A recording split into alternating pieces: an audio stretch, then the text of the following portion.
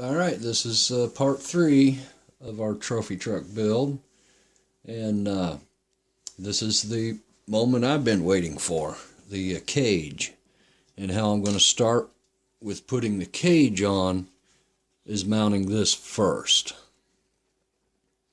I've already cut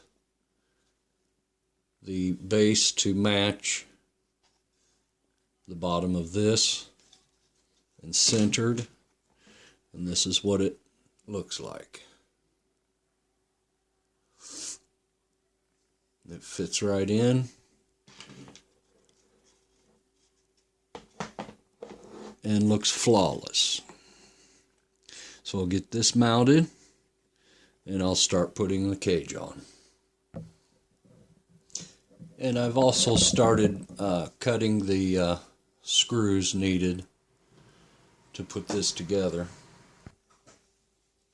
So once the mid plate is mounted, that's what it looks like. Pretty neat and clean and ready for roll bars. After getting the cage mounted to a chassis, I went ahead and took this mid plate out and started on the next one. I also attempted something just to clean it up, make it look a little neater. And besides that, nothing sticks to this marine board. And I use Gorilla duct tape to protect my new rides. And I was going to do that with this. So we'll see if this works. Alright, and here's what it looks like with the main cage on. Alright, so here is the firewall. Turned out marvelous. So here's how I connected the front hoop. These are from a DEX 210. I wanted to show you how kind of neat this bottom looks now that I got the inner fender panels, or I call it a firewall because that's where a firewall would be. It wouldn't take nothing to put a piece across here to complete a firewall, but look at the bottom of this. After you cut that marine board, I think that looks pretty cool. I wanted to talk a little bit on the battery. I just simply took a screwdriver, a straight head screwdriver, heated it up, and poked it into the plastic for the side braces. And there's your two holes for the front to mount it. Since this is a center diff, you're not going to be able to use their stock for the 2S battery spacer.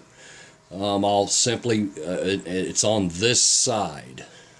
Well, since the center diff is here in the way, I'll put it on this side. And I always just run 2S with these anyway. I don't need any more, but so that'll work with, you know, it's pretty much done. Okay, so here is the new battery spacer.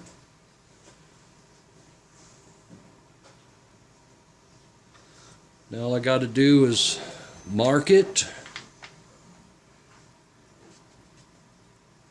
and bolt it down. See how it looks on the side. Kind of wanted to mimic the designs and stuff they had in there already. I think it'll look pretty good. Can't really see much. Alright, so I'll get that bolted in. This platform will be complete and done, minus electronics. Screws that I'm using for the body and these panels, these are Phillips head, large button head 2.5 20 millimeters long. If you can see that. For the body, I'm going to cut a bunch of these. This is what I'm going to use for the body as well, with a small nylon, hopefully a wide nylon washer.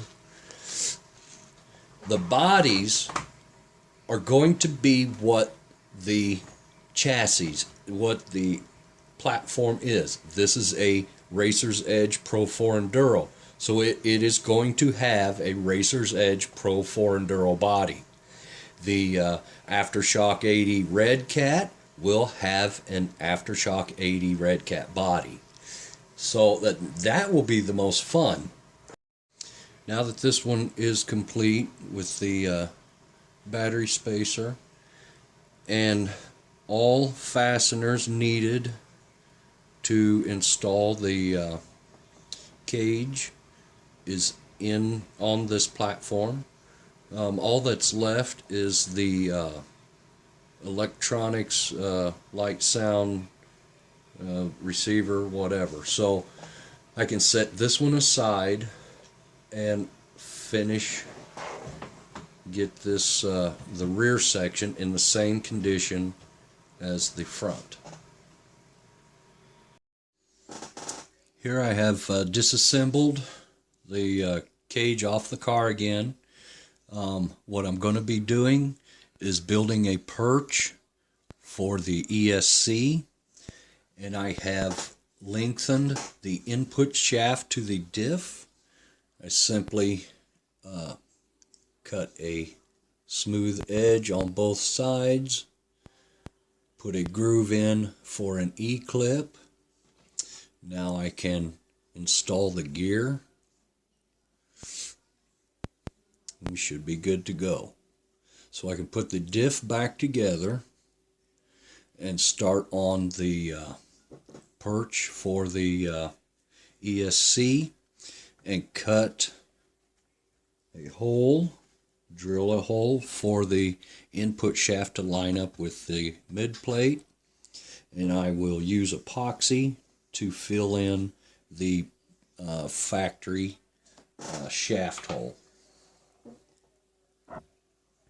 The part that I use to extend the rear mid differential to meet the telescoping drive shaft is a Traxxas part number 3793.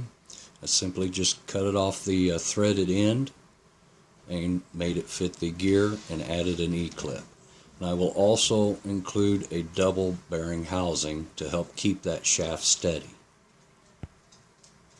In order to make the double bearing housing to help support the longer input shaft, I used a part that we're not going to need on this Pro 4 Enduro. That is the rear axle hub,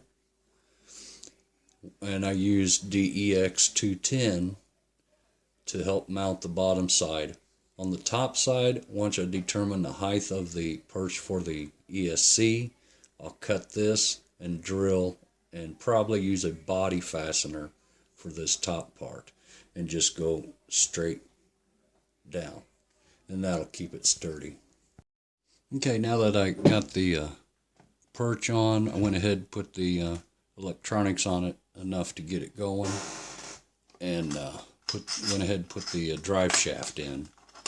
That seemed to be pretty difficult with the perch on, but alright, so now we'll put the cage on and figure out where I want the on and off switch, and maybe do some testing here soon. Well, here it is. The cage is complete and on and ready for suspension. This is something you guys could try. It was actually really fun putting the cage on this. I did put the Racer's Edge mud flaps on. Turned out very nice. I think it's going to run pretty decent. I did have to pull the perch off again and to get the sway bar on. I had to grind some meat off the bottom of it for clearance, but I think we're ready to go. I like these stainless bolts. I'm gonna keep using those.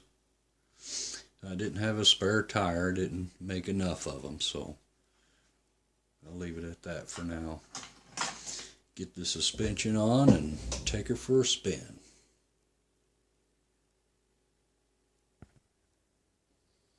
Here's what the electronics and inside of this looks like. So it's a Racer's Edge Pro 4 Enduro chassis. Now this is the rear section. That's the first one I wanted to try because it was the most challenging. I think it turned out good. Alright, let's get her going.